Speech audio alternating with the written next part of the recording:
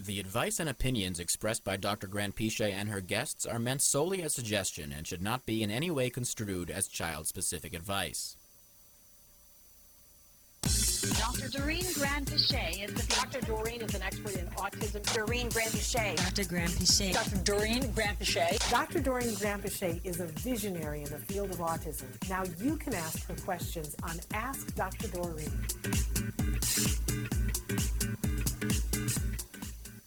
Good morning and welcome to Ask Dr. Doreen. I'm Shannon Penrod and look who we're here with live. Hi, everyone. What is today's date? Is it the 5th of August? Is it I think so. Chris is saying it's the 5th. 5th of August, 2025. We are live right now. Shocking, I know, because we have not been here in a minute. I've been on the road and sick. You can hear it a little bit in my voice.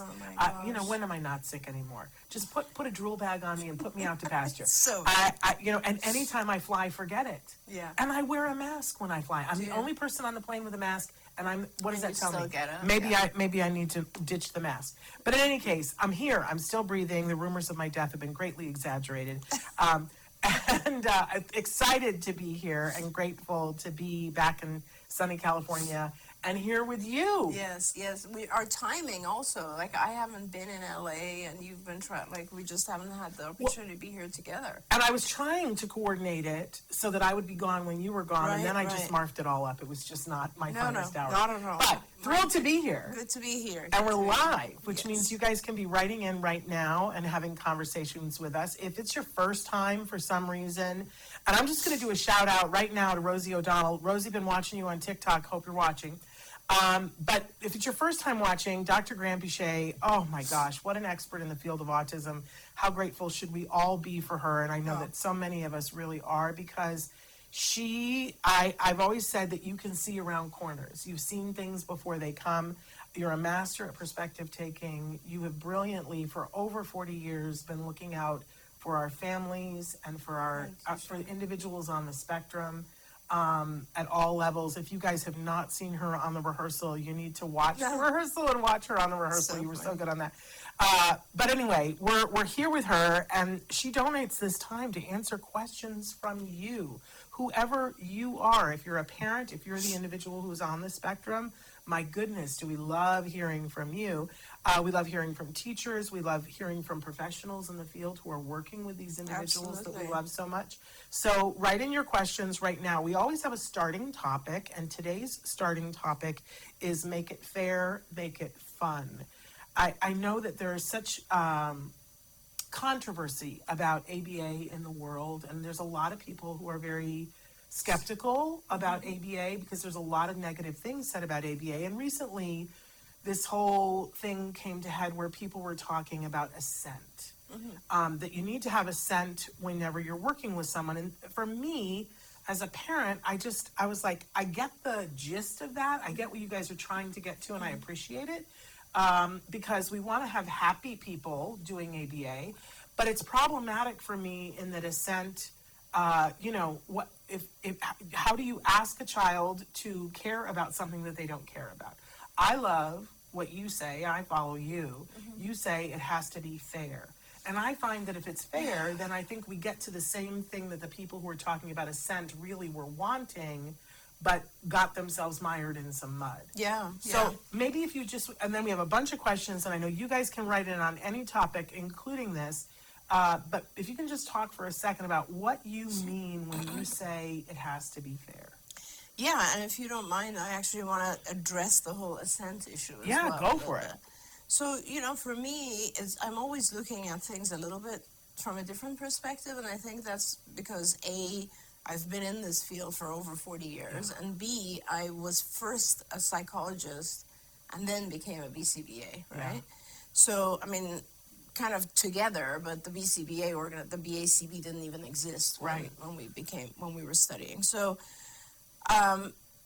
I always look at things a little bit differently because, for example, in the field of psychology, there's a thing called informed consent, which obviously is also in medicine. Yeah. And every time you go to a doctor, you have already signed something that is giving informed consent. That means I am informed of what you're supposed to do with me right now, and I'm giving you consent. Right. Now, you do that for just a blood draw, and you do it all the way for surgery, and you do it for chemo, and you do it for ABA. You do it for everything. In fact, it's so ubiquitous. I think sometimes we don't notice when we're signing it. Absolutely. We're 100%. Whenever you go to the doctor's office and they like sign here, you're signing informed consent. You're signing informed consent, and a lot of times people confuse that with HIPAA.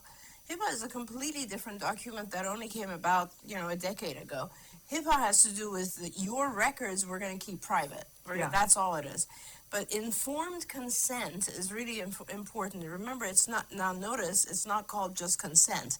It's called informed consent. What does that mean? That means that you have read or been told in detail what is about to happen, and you have now consented to them doing that to you. Yeah. Okay. The informed part is very important because this means that you have to understand what is about to happen. You have to have the ability to fully comprehend what is about to happen. Now, the truth is, when you're about to go under surgery or something like that, you don't really understand. Right. But you understand to whatever extent a layperson can understand, right?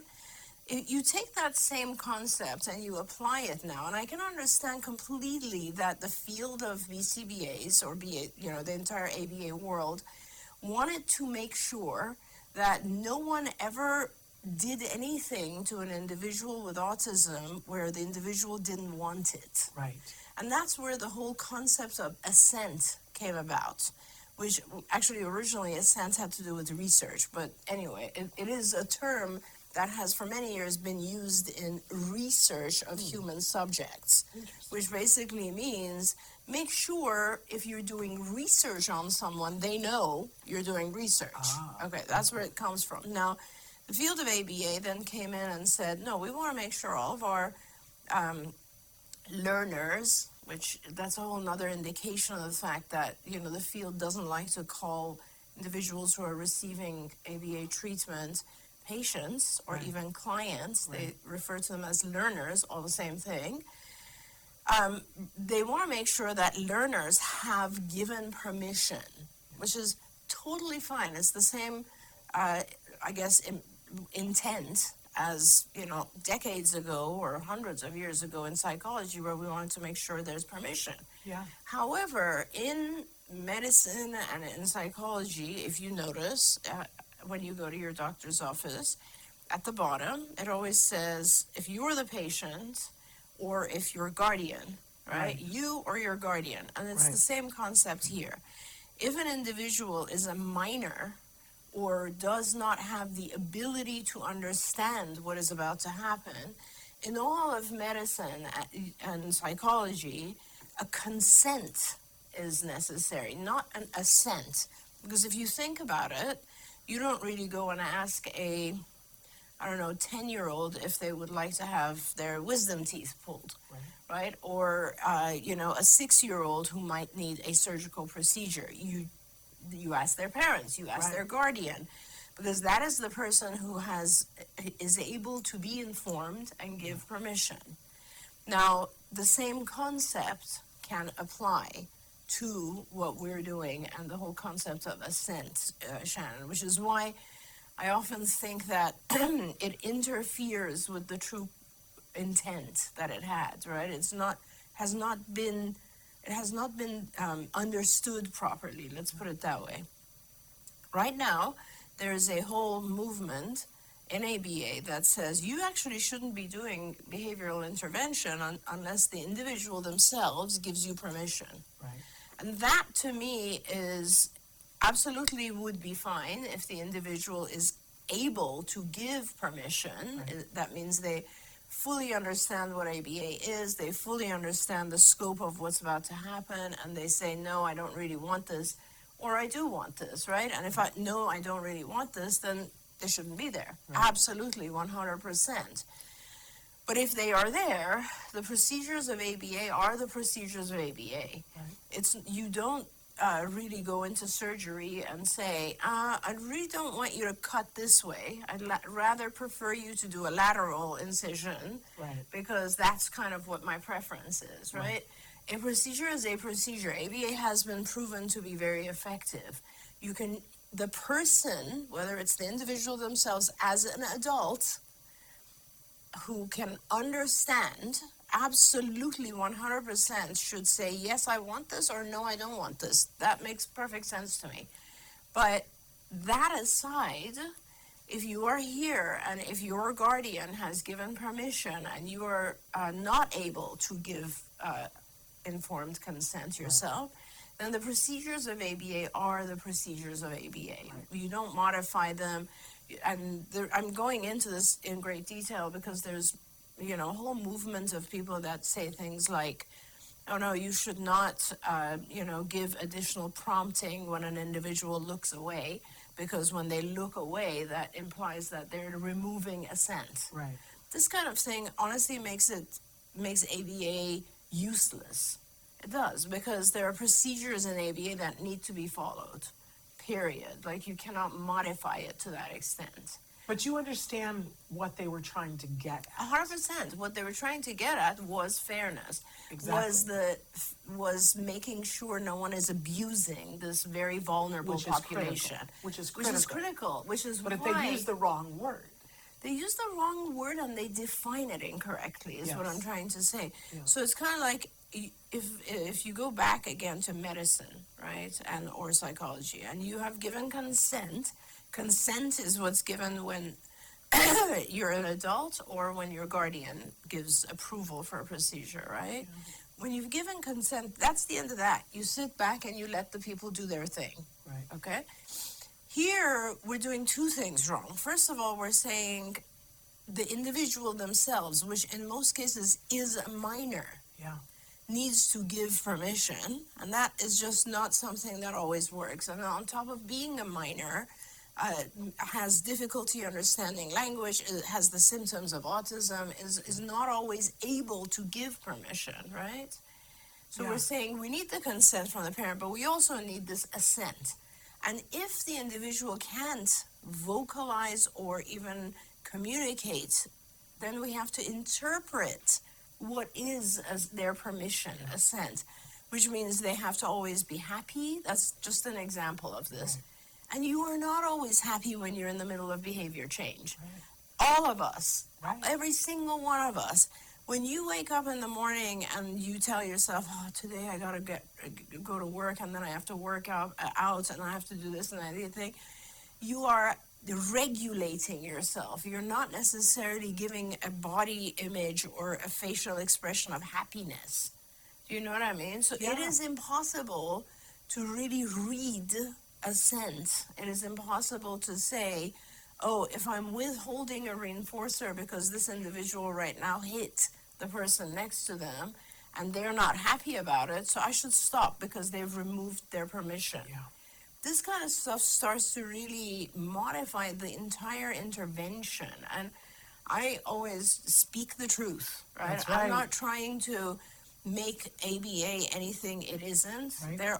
It's in some cases, sometimes some phases of it are hard. Yeah. Because you're teaching the individual a new way of communication. You're teaching them they cannot have everything they want when they tantrum. As an example, they must use some form of acceptable communication to gain what they want.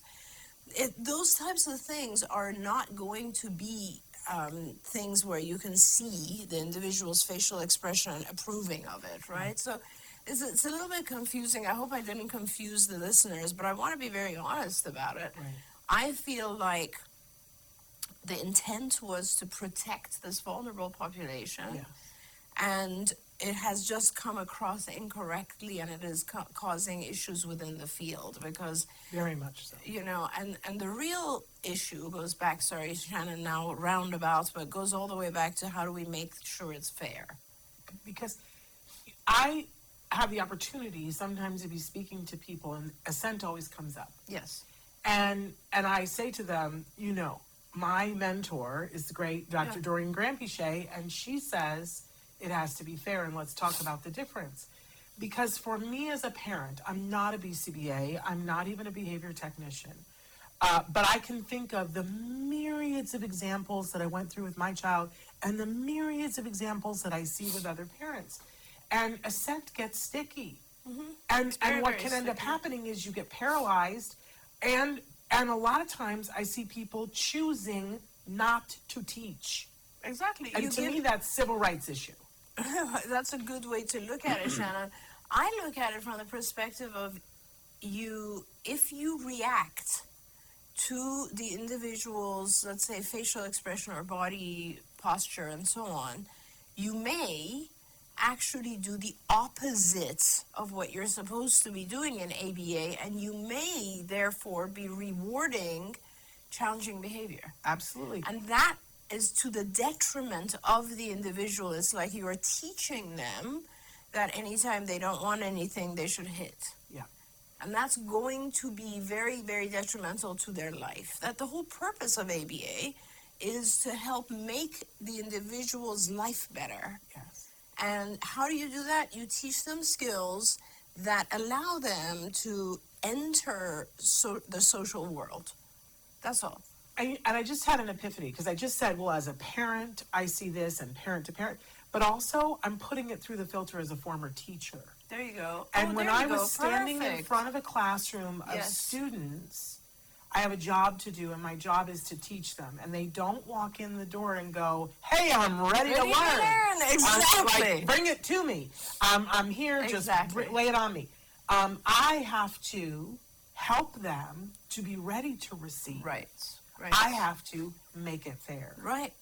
And you have to make it fair and even beyond fair to some, wherever possible, enjoyable. Exactly. That's And why so- the title today is "Make It Fun, Make It Fair." There Yes. you go. Yeah. There you go.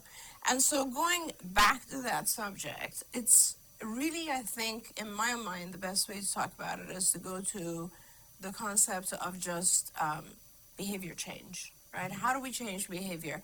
And this goes all the way back past Skinner, all the way back to Thorndike, and the concept of just the power of reinforcement, right? And reinforcement is, right now we define reinforcement as something that increases behavior, that changes behavior.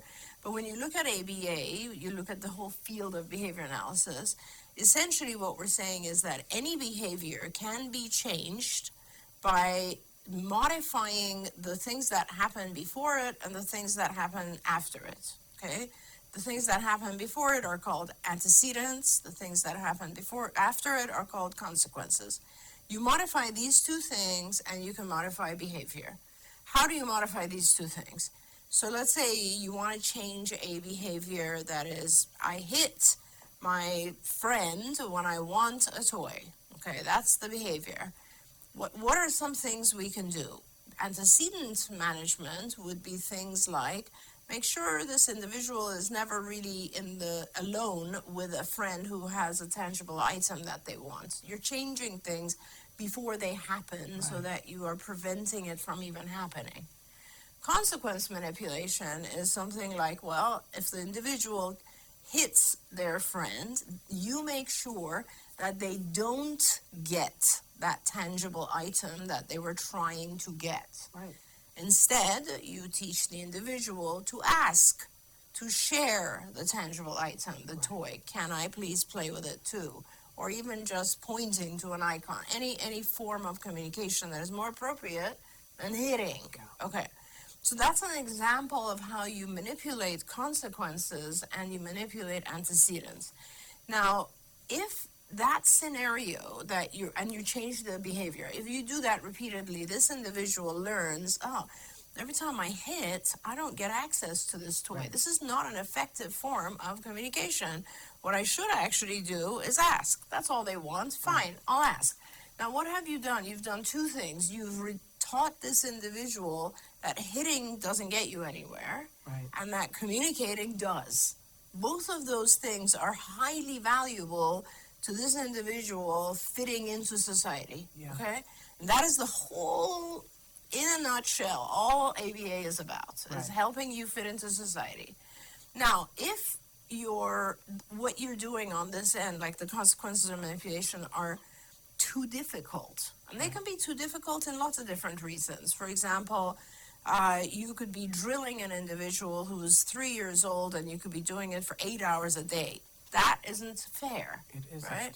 You could be giving this individual a demand that I need you to talk in sentences when the individual can only utter one-word phrases. Right. That isn't fair. Right. You could be placing appropriate demands, asking for the individual to give one-word responses, but not giving them a good enough reinforcer. That isn't fair. You could be throwing things at them fast and they're not prepared for it. That isn't fair. You could be giving instructions that are too long. That isn't fair. Everything has to be fair. Everything has to be, you have to think carefully. How do I do this for this person? Okay, I know that this person needs a visual prompt. I'm always going to use that. I know that the things that are meaningful to this person are, he likes to color and draw. So every opportunity, I'm going to give him that reinforcer to color and draw. So it has to be, in that sense, fair. I'm going to give him very small, incremental, harder things to do so that it's not overwhelming. I'm going to give him lots of breaks. I'm going to make sure that in between, during the breaks, we do something fun. I'm going to make sure his session length is adequate. I'm going to make sure his parents know what to do at home. Right. So he doesn't go home and it's unfair there. Right. All of that goes into good ABA. And that, if you do all that, you don't have to worry about, did he turn away? Right. Yeah. That's kind of the summary of it. Well, it's amazing. And now we have some questions. I do want to say hi to Rodney. Rodney, thank you so much for being with us. We missed you. Okay, the first question. I've heard you talking about making it fair. I love this concept, but I'm not sure how to implement it. My son is diagnosed with autism, and while he is very smart, he hates, all in capitals, going to school. Mm-hmm. He will be in the second grade when school starts in 1.5 weeks. I'm dreading it. He does whatever he can in the morning to delay or cancel us going to school. He can't find his shoes. He spills his breakfast on his shirt and has to change. He has a sick tummy. The list goes on and on. It wears me out every morning. I want him to love school, and he doesn't. It doesn't feel fair to make him go, but what do I do? Perfect. So I hope this parent hears this response. Yeah. What would you do if your child did not have a diagnosis of autism and had exactly all of that? It's interesting. What would you do? Not every child wakes up wanting to go to school.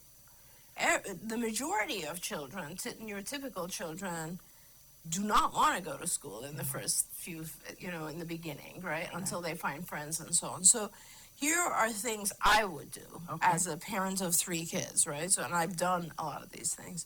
So obvious, we all know the child, for some reason, doesn't want to go to school. Yeah. So what do? I want to, first of all, make sure what's happening in school. Right? What is happening that might be frightening my child or causing my child to be unhappy here? So I'm going to do observations. I'm going to go talk to the teachers. I'm going to figure out ways to find out his entire schedule. And it could be a variety of things. Like, let's face it, it could be a mean child, which I'm going to find that out and get to the bottom of that. Yeah. It could be the material is too difficult. It could be he just doesn't have enough support there. It could be he doesn't have friends, so he feels isolated. It could be he can't communicate, he's falling behind, whatever it is. Like, I will spend days observing so that I can figure out what time frame is causing the stress. Yeah. In most cases, you can find that out. Yeah. Sometimes you can't, and that happens with all kids, where they will have, let's say, just separation anxiety going to school, right? So it's possible for any child to go through this. What do? You don't give in and say, okay, he's having a hard time today, I'm just going to let him stay home. Some people do, but it's bad. Yeah. Okay, but some people do because they use the diagnosis of autism. Yeah. And I'm talking about the neurotypical child right now. Yeah. When you have a neurotypical child who doesn't want to go to school, you still force them to go to school, but you help them.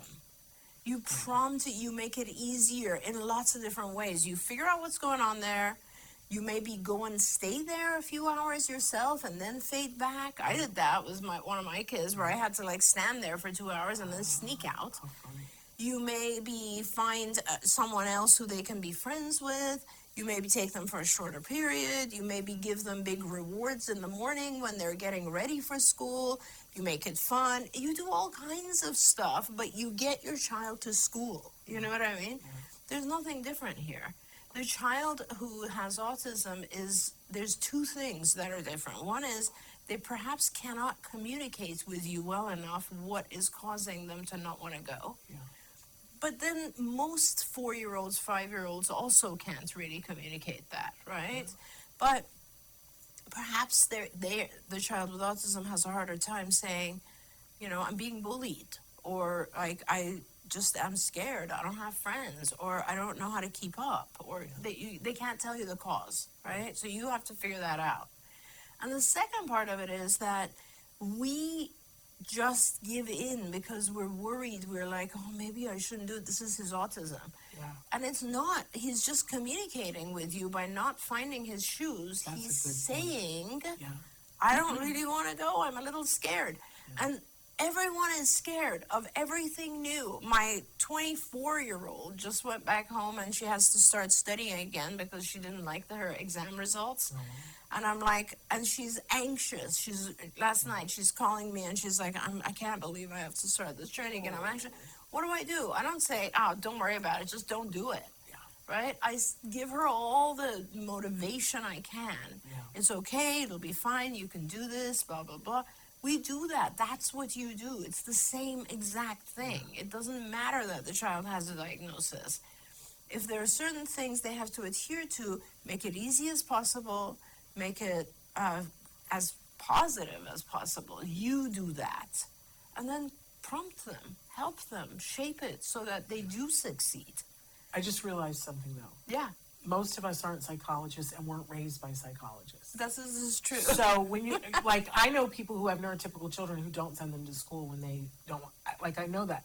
And I was thinking, because since I've never sent a neurotypical child to school that was mine, I was thinking about when I was in 4th grade. Yeah. And I just started not wanting to go to school. Okay. And it took my mother the entire year. To get you back I was a fully verbal child, Yeah. but it took the entire year for her to ask the question. Why? And I said, because I get the bus that we had to go on the way to school would go pick up all the kids out in the rural area, and she in order to get us all there in time, she would go like 75 miles an hour over hills, and I would get car sick. There and you go. I would clutch the back of the seat and just be like, oh my God, we're gonna die.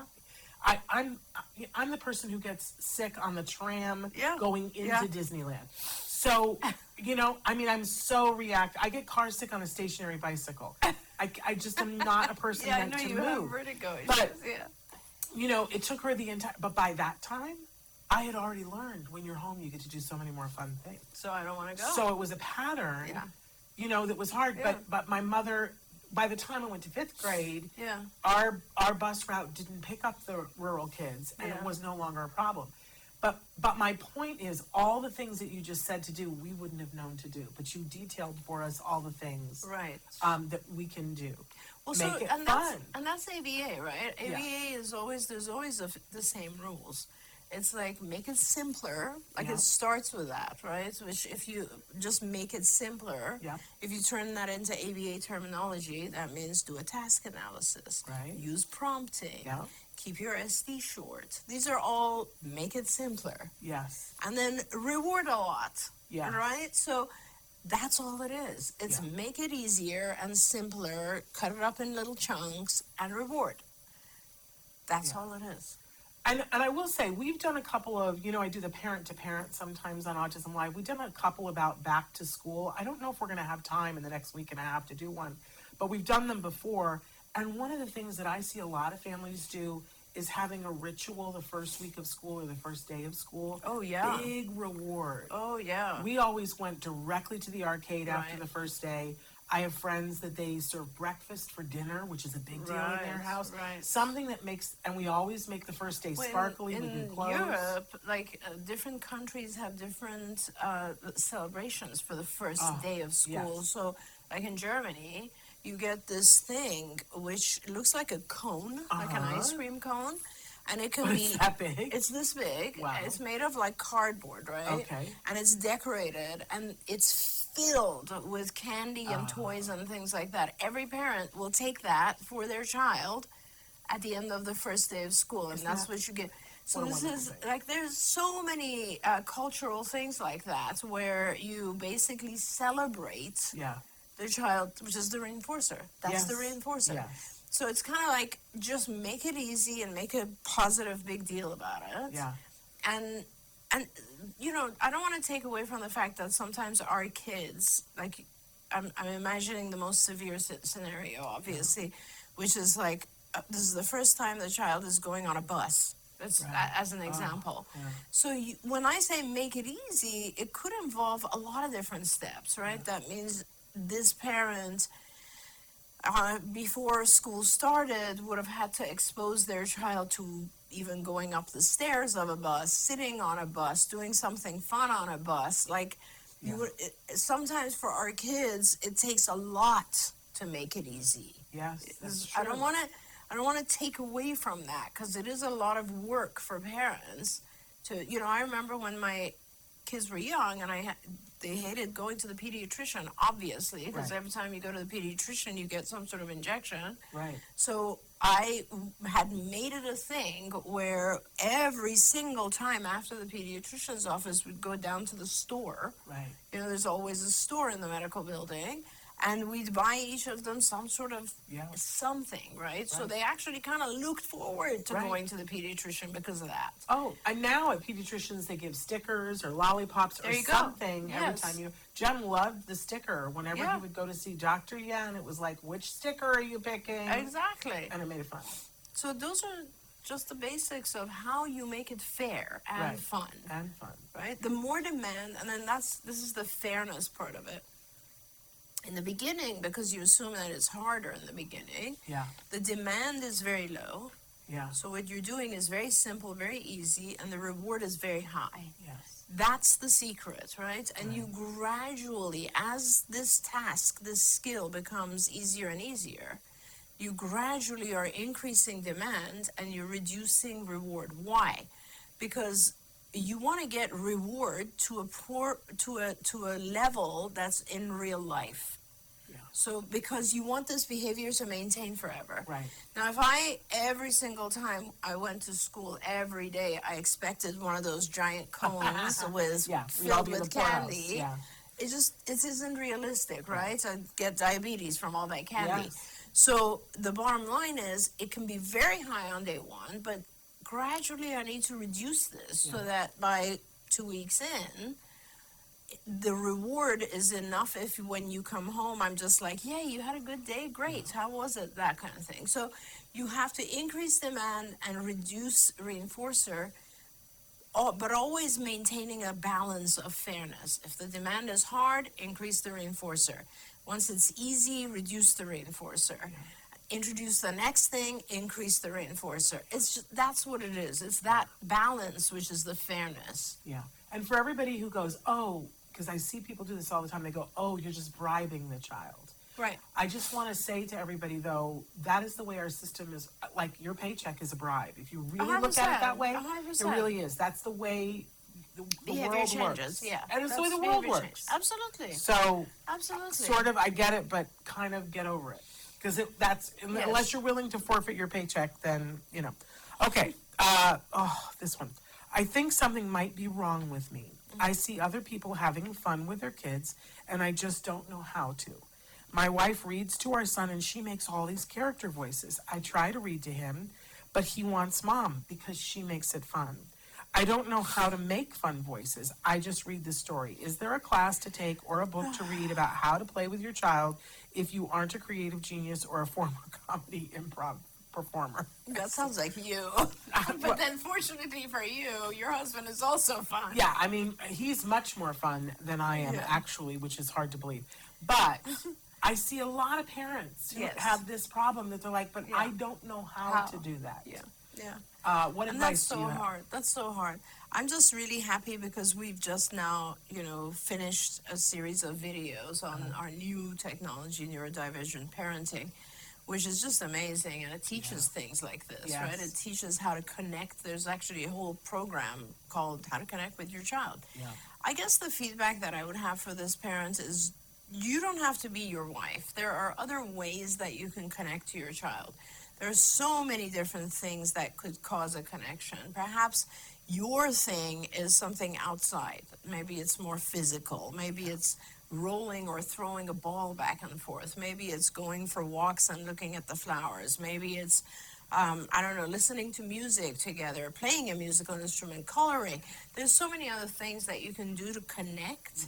It doesn't have to be the same modality. In fact, I discourage parents from trying to really do what the other parent is doing because it's not real to you. Right. And I have to tell you, it'll be fun for your child when it's fun for you. There we go. And if you're forcing it, it's never going to be fun.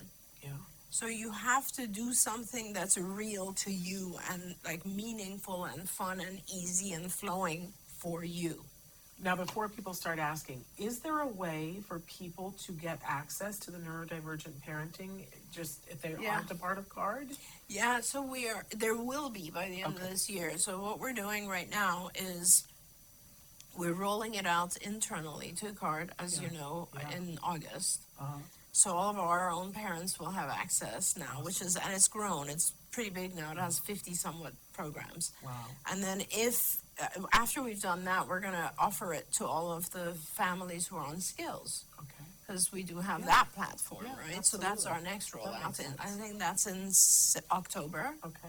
And then all we're doing is adding features for external, so parents outside can access it. That'll be next year. Okay. Well, it's amazing, It's only you guys. 4 months from the end of the year, if you can believe that. No, I can't. No, please. Okay, Dr. D, thank you for all you do. I have a question about making it fair. My teenager doesn't see the point of bathing. Sometimes I can't bear to sit next to him in the car. I worry about what the kids at school think and say. I need him to bathe regularly and not just stand in the shower. He needs to scrub. How can I get him to do that and make it fair? And they said, God bless you. Yes. Oh. Sometimes we forget that the natural reinforcers that come in life are not meaningful to our kids. Yeah. So the natural reinforcer of bathing, what are those for typical individuals? One it is, just feels so good okay, afterwards. so there you go. It feels good to you. Yeah. Right. It's relaxing. It's relaxing to you. Yes. And I promise you, Shannon, that there are lots and lots of kids on the spectrum who would feel exactly the opposite. Oh, my husband feels, well, I mean, just in terms of the time of day, I can't go to bed without having a shower. And my husband is like, oh my God, it wakes me up. I Me too. can't possibly lay down after having a shower. Me too. And I can't go to sleep without having had a shower. Okay, so that's so interesting. Yeah. And so that's why some people shower in the morning, others Right. shower in the evening, some people shower twice a day, whatever they want, right? Yep. And it also has a lot to do with, like, what's in your shower, right? Well, that's It's true. funny because I was just in New York, and we stay at this hotel where their shower is the most insane experience I've ever had. Like, it's so strong that coming at it's you like from a head different massage. directions? Oh, I It's like love a head that. massage. So you just never want to exit the shower. Oh, You just yeah. want to stand there. We fight over who's going to shower. But so the experience matters, right? And a lot of kids with autism obviously have sensitivities. They're afraid.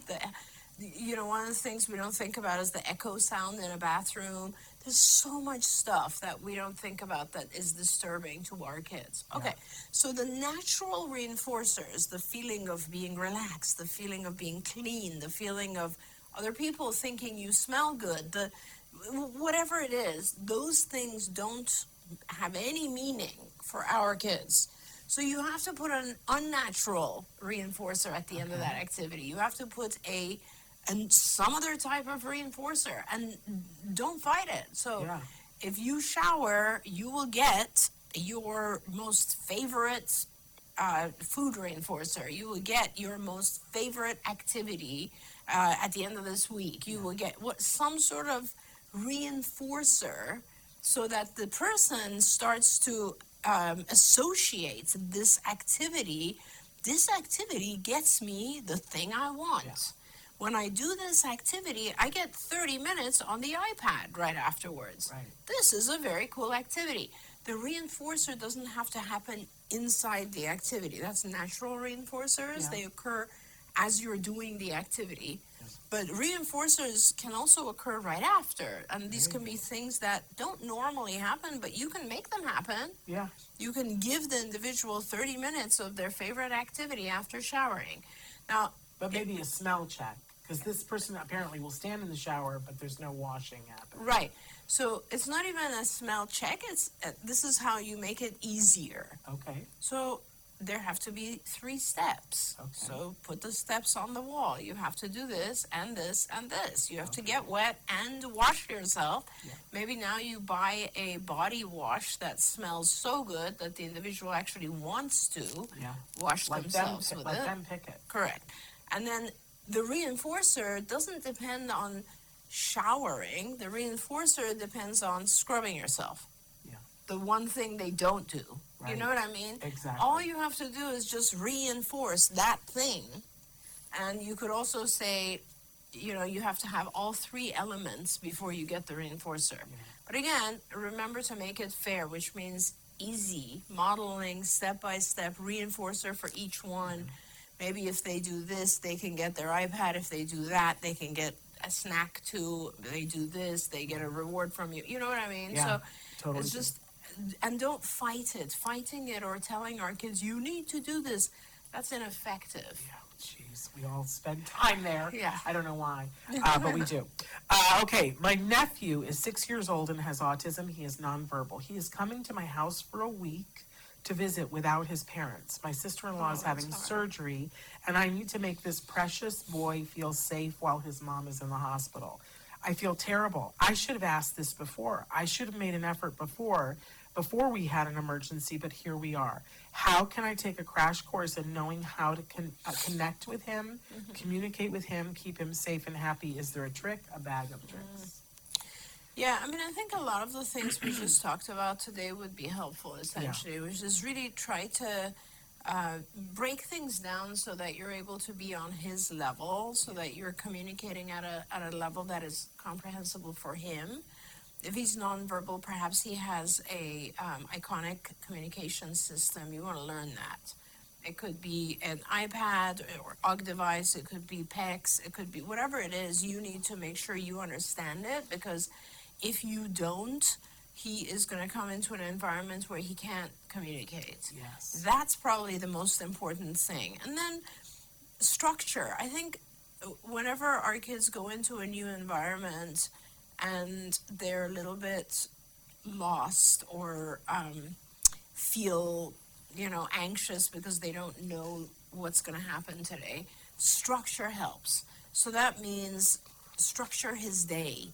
And maybe put it on a visual calendar or schedule. So first we're going to do this, we're going to have breakfast, blah, blah, blah, a picture of all the breakfast items. Then we're going to go for a walk, and here's where we're going to go, and these are the things we're going to do. Then we're going to sit down and do a craft of some type, and here's a picture of that. You get to choose the craft every day. Then we're going to watch TV. Then we're going to play on the iPad. Then we're going to do something educational. Structure the day. Show him pictures so that, and actually help him sometimes move them around so that he feels a little bit in control.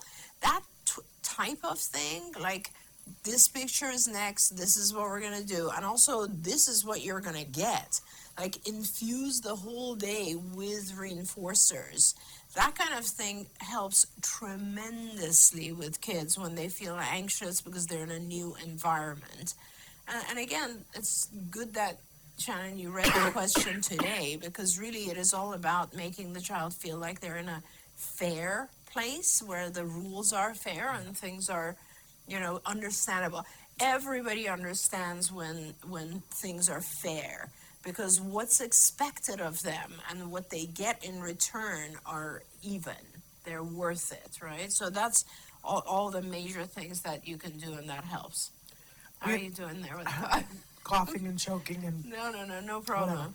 But I love how you just, like, you're such a professional and you keep going. I love that. No, of course.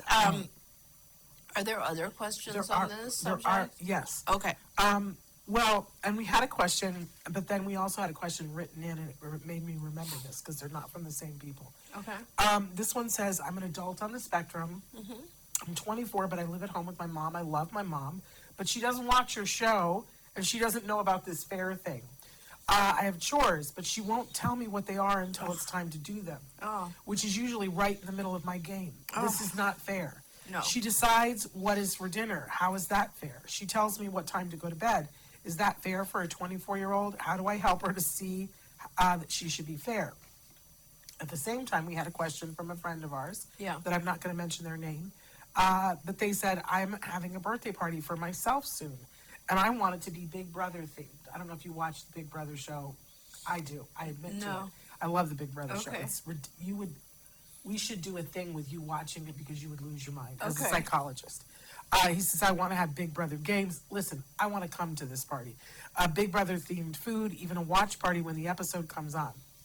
My mom and stepdad are arguing over this. They said, I need some help here. I want my special interest to be the theme, but my mom doesn't want it, and she wants it to be a traditional barbecue. I need help. I'm asking you too, Dr. Doreen, especially because of her expertise on special interests. What am I supposed to do? They think I'm being selfish and ungrateful, which I'm not. I just want some control. Please help us. So both cases, moms who... Yeah. So I wish there was a certificate for becoming a parent, but there isn't. Right. It's the most important thing we do in our lives, and yet we get no education before we do it, which is kind of interesting. I'm with you in both cases. I agree with you. I think that if all you can do is try to calmly communicate your feelings with your parents. I think the way that you communicated it to me was fantastic. Yeah. And if you can just communicate in the same way, maybe even in writing, both of you, to your parents and say, the first individual, I am happy to do chores. I just ask that they be given to me ahead of time. Yeah. That's a very, very legitimate request. And if you just write that out for your parents and tell them, please give me my chores in the morning. That's all you're asking, or whenever you want, like early, for the next day, the night before, whatever it is.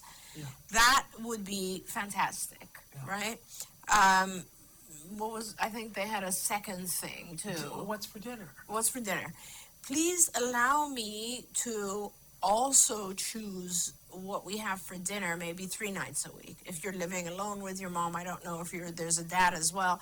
Divide it amongst the people who live there. Each of you gets 2 nights to choose, or 3 nights to something like that. You can even tie it in to doing the chores and say, if I do my chores, would you then allow me to pick dinner?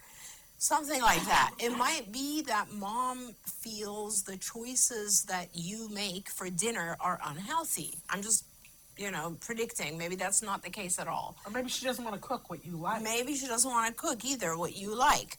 But I am sure there are a set of things that she is willing to cook that are healthy enough and that you like. So let's produce that list. Like, Mom, give me choices that you are willing to cook, and I'll choose from those. Just 3 nights a week, something that is fair, right? The issue of telling you when to go to bed as a 24-year-old, I have to say, you're right. As a 24-year-old, you shouldn't necessarily be told when to go to bed. But I will also say that as a 24-year-old, you would typically not be living at home. So if you are living at home and your mom is telling you when to go to bed, the way to reverse that is to say, to find out, why is she asking you to go to bed at a certain time? Maybe she's telling you to go to bed at 10 p.m. or 11 p.m. because if she doesn't, you will stay on video games until 3 in the morning. that also is not healthy. So, Or fair, because you're probably loud when you're doing it. well, and unfair to her in other ways as well. Right. Even if you're not loud, she is trying to teach you to become an independent adult, and staying up until 3 o'clock is not. So that means she has to continue to support you.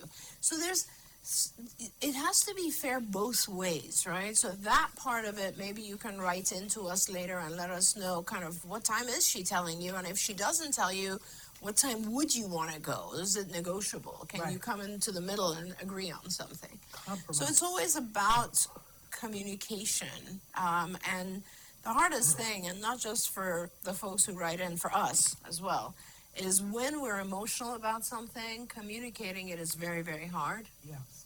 We often don't communicate the way that we like to communicate, or that we intend to, and that's that's what makes things more difficult. Okay, one last question. My 3-year-old is in ABA. It's hard right now because they're trying to get him to sit up when he plays with his cars. His favorite thing to do. But he likes to lay on the floor and look at them from the side or below. The wheels, yeah. Every time he does this, they prompt him to sit up. I can tell you, he doesn't think that this is fair, and he cries and cries whenever they do this. It's so hard. I know they want him to do this for many reasons. It will be good for him later, but is there a way to make it fair now? Please, it's breaking my heart. Yeah. So I'm so glad this parent wrote that in, because like these are scenarios that you just have to think about and talk about a little bit. So here we go. So ask yourself, and you say, the parent is saying they know why, but the real question is why? Why are they asking him to sit up? Because when he lays down, that behavior of staring at the wheels of something going around is classified under what we call self-stimulatory behavior, or repetitive, ritualistic, stereotyped behaviors, which are a symptom of autism, right? Which is one of the things that, now, what's bad about them, right? Why do we try to get the child to stop doing those things? Well, the answer is, when they are doing those things, they're not engaging in anything else around them. I'll give you some other examples. When don't think about the young child with autism. Think about the teenager, neurotypical teenager, whose life goes on like this, right? All they do all day long is they're on their phone, and they don't talk to you when they're on this. They don't look where they're walking when they're on this. They often do it when they're driving, which is scary. Right. They don't even listen to their teacher because they're doing this, right? So what happens? Why is it that we say don't keep doing that? Because they are not aware of their surroundings. They're not engaged in real life. They're not interacting. They're asocial. All of those things are not things we want, whether it's a 3-year-old or a teenager, typically developing or on the spectrum, it doesn't matter. So the real issue here is not about fairness. The issue is short-term reinforcer versus long-term reinforcer, and that's something you always have to think about. This, or whatever it is that the child is doing, is a short-term thing that they're getting, that self-stimulation, right? But in the long term, what you're trying to teach them is, if you stop doing this, you may actually engage with people around you, and you may actually get reward out of that. So that's the goal. The goal is to stop doing this, laying on your side and looking at, okay. It's very hard to make friends. It's very hard to make friends. I mean, I want to bring it to the level where it matters. It's very hard to make friends if you're playing while you're laying down looking at the wheels. Absolutely. It's very hard to learn anything from your environment if you're laying down looking at the wheels. It's very hard to pay attention to someone calling out, hey, fire, let's get out of here. If you're there's a million reasons why tuning out, which is what we do when we do that, when we do this, we're tuning out. But, so that's something we want to reduce and control. So we all agree on that, right? Now, is it hard to do? So let's say I am a teenager, and all my friends and everything is on here, whatever. I'm on Instagram, I'm on TikTok, I'm doing this all the time. And my mom doesn't want this for me, and they want me to reduce this to a point where I'm a little bit more aware because they want me to be safe, be involved in society, etc.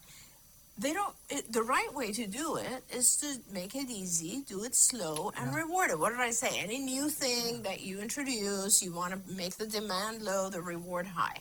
Right. So what do you do with this child? You don't have to stop them every single time. Right. What you can do is you can say there are times in the course of the day where you are allowed to do this. Yeah. They are every 2 hours, you get 15 minutes of laying on your side and doing this. Right. But when a therapist is here and when we're working, you can't. Right. During that time, I will give you, because now you're holding yourself back, right? And you're sitting up and you're doing it the proper way. I will give you a ton more reward for sitting up and doing it the right way. And at the end of the 2 hour session, it could be less. It could be at the end of the 1 hour, at the end of the 30-minute, whatever works for your child. I'm going to allow you 5 minutes, 10 minutes, 15 minutes of doing this, and I'm going to leave you alone. Right. Right? Just like everyone else. What do? Right. We don't suddenly say, from today, I'm going to hide your phone for the rest of the year. No. What we do is restrict your phone time to an hour in the afternoon, an hour in the morning, whatever it is. This is about fairness, right? This is about balance. Yes. It's about balance.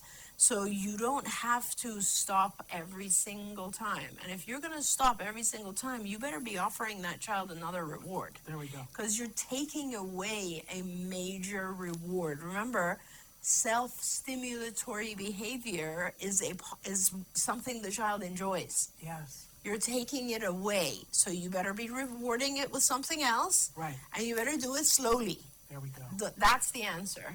There we are. And we're out of time. I just thank you so much for putting up with me. Of course. And Shannon, can I just say, in one of the upcoming shows, I would really, really love to talk about the word recovery. Yes. And kind of where we are with that. Let's do that next week. Yep. That would be great. All right. I want to thank all of you for being here with us. We're back doing live shows now.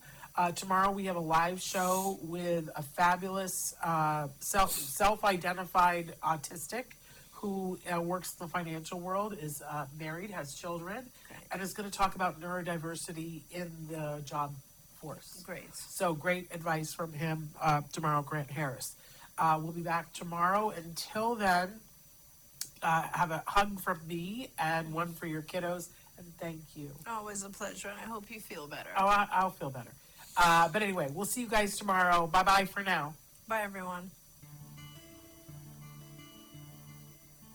Don't forget, you can watch Ask Dr. Doreen live every Tuesday morning at 10 a.m. Pacific time, and we hope to see you there.